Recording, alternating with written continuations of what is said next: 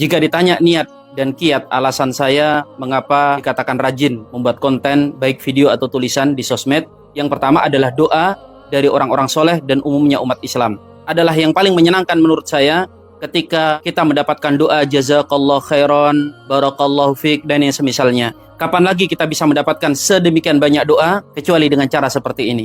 Dan saya merasa bahwa doa ini sudah sangat cukup bahkan berlebihan sebagai balasan sedikit ilmu yang saya sebarkan tersebut. Yang kedua, agar bisa lebih bersabar dan menghayati bagaimana beratnya dakwah.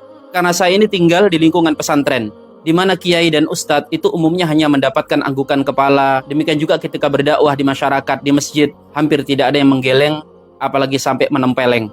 Tetapi di sosmed kita bertemu dengan ragam macam manusia dengan berbagai macam tingkah polahnya. Kita ini cuma dinyinyirin, itu aja bisa baper. Lalu bagaimana lagi kalau kita merasakan apa yang dirasakan oleh para nabi dan rasul saat mereka dakwah dahulu.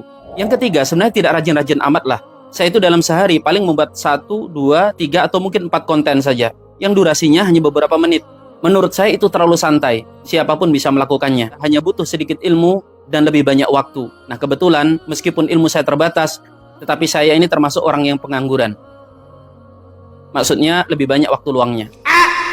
Yang keempat, dengan bermain sosmed, saya bisa melihat kondisi real keadaan umat saat ini dengan berbagai macam problematikanya.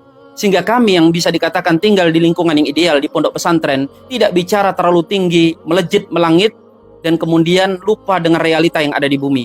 Karena nyatanya kadang kita ini di pondok pesantren, di lingkungan agamis, itu berbicara tentang masalah yang sudah jelimet, sulit. Nyatanya di masyarakat, bahkan masih banyak yang tidak tahu rukun iman dan tidak hafal rukun Islam. Yang kelima, tujuan saya adalah supaya ilmu tambah berkah. Dengan disebarkan di sosmed, tentu akan mendatangkan kebaikan untuk saya.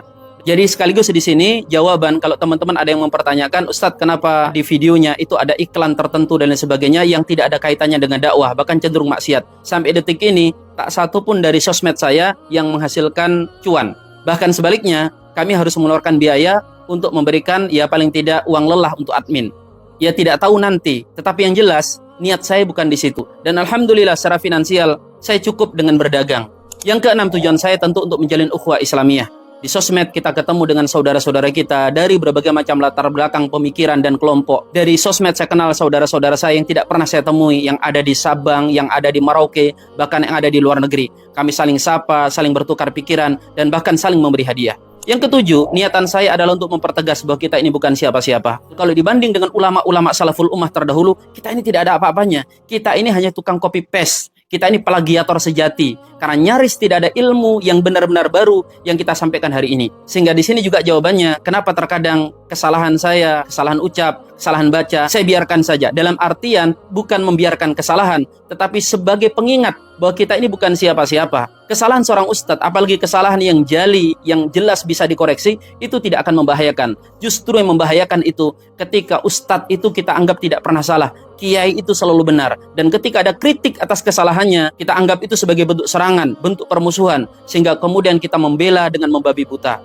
Dan ini yang saya tidak harapkan. Sehingga teman-teman sekalian, kalau antum mengikuti video saya dari awal, tentu akan tahu begitu banyak kekeliruan dan kesalahan. Dan sosmed saya gunakan sebagai sarana untuk saling belajar. Belajar untuk saling mengkoreksi dengan baik, sekaligus belajar agar kita menerima koreksi dengan lapang dada. Dan yang kedelapan, tujuan saya adalah untuk mewarnai. Jangan sampai sosmed itu isinya hanya hahaha, bahkan yang isinya maksiat. Dengan turut berkontribusi, meskipun dengan hal-hal yang kecil dan sederhana seperti ini, paling tidak ketika seseorang membuka sosial media, yang dia temui adalah hal yang bisa bermanfaat.